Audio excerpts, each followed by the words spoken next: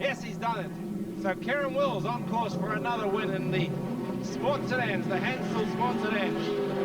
All through Castrol Corner, nice and tidy. This race, the end of the day race day flying farewell, is traditionally where all the hand grenade pins come out and all the boys really throw everything at it. Look at those Corvettes go. Peter Meadows through. Round the outside there of Kieran Wills. Steve Diamond's not going to get left behind either. Yeah, brilliant driving, Peter Meadows. He's through. Kieran Wills in second. Brindley tucked on the inside. Steve Diamond's picked off third place from John Osborne. Don Brindley, that was, and Peter Meadows now. He's pulling out a gap. Now this is what Peter Meadows wanted to do in the second race. But he's got the lead now. End of the first lap. Peter Meadows, Kieran Wills, Steve Diamond, and John Brindley in the Mazda. Drop back to the Monaro, the little Mazda of Morco's, and Greg Lancaster in the little 360 Volvo. This might just give us a great chance to look at these two Corvettes. We can just follow them up the back straight. Car in front of Peter Meadows. Sandwiched in the middle is Kieran Wills. But this is the car, the IMSA car, the controversial car of ex-Pukekohe Steve Diamond. And let's just see how much power that's got. He doesn't seem to be gaining too much on Kieran Wills. What a fabulously engineered car, though, isn't it, Luke? 600 horsepower, but look at this fight for the lead. Kieran Wills, can he get by on the outside? No, that's absolutely equal braking. He'll drop back inside now, inside Peter Meadows. Steve Diamond ready to pounce. 600 horsepower on tap anytime now. He's going to have a go at Kieran Wills because he believes he should be the man up there with the checkered flag. Oh, look at Peter Meadows. He is throwing that car around. Well, Kieran Wills told us that his tyres today aren't standing up to the pace that he thought, hoped they would. And maybe they're just about shot, but he's certainly now struggling to stay with this pace that Peter Meadows is setting up in the Samsung car. This is the particular car that Tony Palmer had a little bit of a drive as a passenger in just a couple of days ago. And we tried to get a comment from Tony when he hopped out of the car, but for about 25 seconds he was speechless. Well then, there we go. Peter Meadows up the back straight, back chute, the back straight, whatever you like to call it. Leading as he likes. The Corvette, basically a Corvette, altered, chopped around. Sport sedans have rules of their own, but they are very much based upon an original car. Kieran Wills is based upon a Mazda. Now he's as close as you can physically get. Steve Diamond, watching, he doesn't want to get sucked into any mistake that these two might make, forcing them all three of them off the road and handing the race maybe to John Brindley. Steve Diamond would have to be delighted with this particular exhibition he's giving us here now. He's sitting there in a very close third, a magnificently engineered car. But Steve, of course, has done very few miles in it. Didn't really have a very good day yesterday when literally on the warm-up lap we've heard of expression, the wheels falling off. Well, in his case, someone just didn't put the centre lock nuts on properly and one wheel did come off. A magnificent car. He's in third. That's the closest look that he's had at front.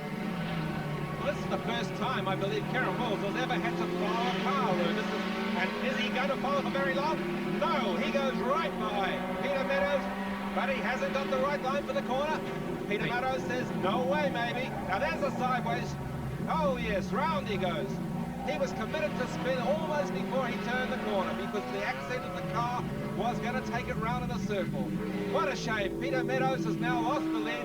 Kieran Wills is back in the position he likes, leading. Let's see if we can pull back a bit of film and see exactly what happened there going into the hairpin while Steve Diamond. Well, in fact, we don't have a replay, but who knows? There might be a replay right on your screen because Steve Diamond is going to now have a go at Kieran Wills. There's plenty of action in this Hansel's flying farewell.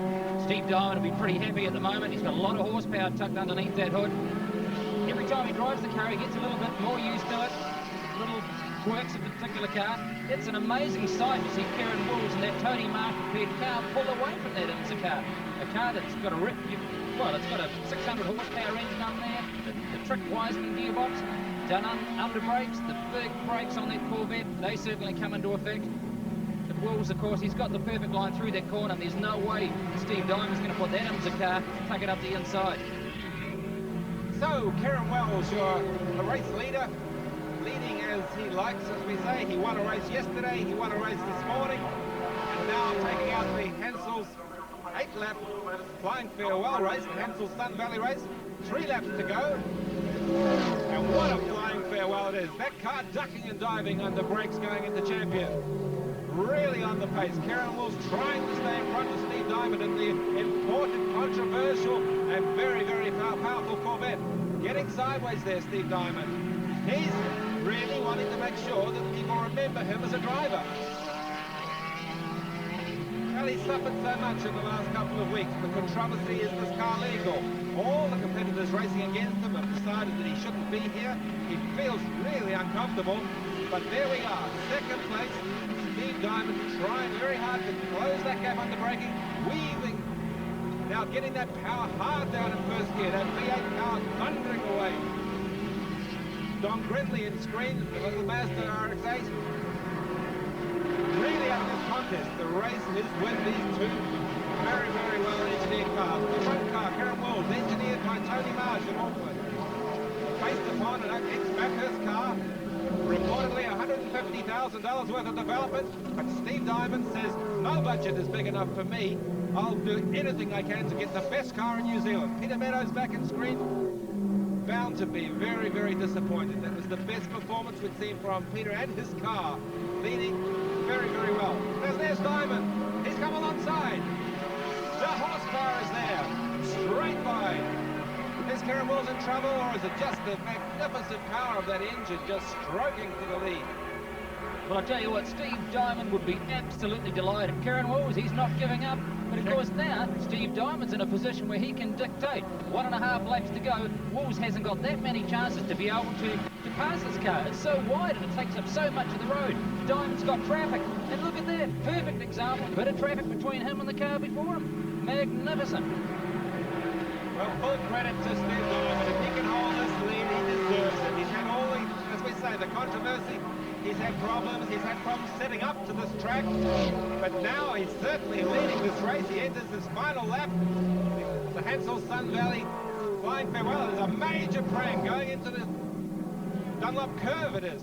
Now this is probably going to affect the race. They probably will have to bring out the flag because the racetrack appears to be blocked. That's Peter Meadows' car. Well, that is dreadful, dreadful luck for Peter Meadows. Dreadful luck.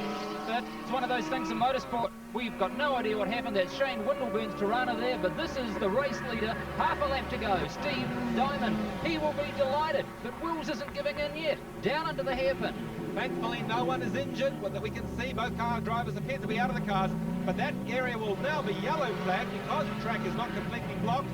Now, can Wills get a run over the hill and go away from, I doubt it. He can't. The gap's too great. There's the double yellows. That means no overtaking. Safely through the oil and petrol.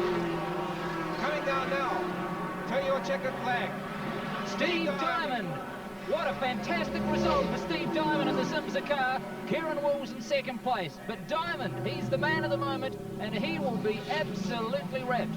Don Grindley takes up third place in the Mazda RX-8 all the way from the mainland, South Island. So there we go. 600 horsepower of throbbing V8 came all the way from the US of A just for this series. And what a car. Let's look at this car. Bouncing and bobbing its way down the straight. Koala supported car. A magnificent race machine. Great work, Steve Diamond.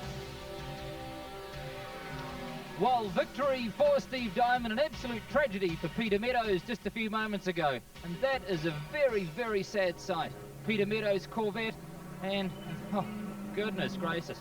The best thing that can be said about it is at least Meadows got out of it in one piece. But while that one is, well, really, that one's wrecked, this one here is absolutely great. And what a fantastic sight to see on the tracks here in New Zealand. This magnificent Koala-sponsored diamond-entered IMSA car from the US of A. A fantastic rig, everything that goes with it, all the pizzazz and the professionalism, and the man who's now proving that he's actually got the ability to foot it.